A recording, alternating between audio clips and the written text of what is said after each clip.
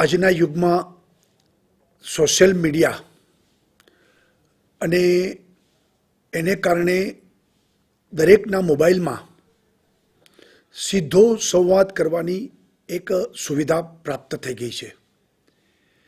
ત્યારે મેં નક્કી કર્યું છે કે ટ્વિટર દ્વારા ટ્વિટર ટાઉન હોલ એટલે કે ગુજરાતની જનતા સરકારને લગતા વહીવટી તંત્રને લગતા પ્રશ્નો એ સીધા મારી સાથે રજૂ કરી શકે, તો સરકાર અને લોકો વચ્ચેનો એક સેતુ બંધાય એવા શુભ ભાવથી અને સારા ઈરાદાથી આ કાર્યક્રમનું આયોજન કર્યું છે।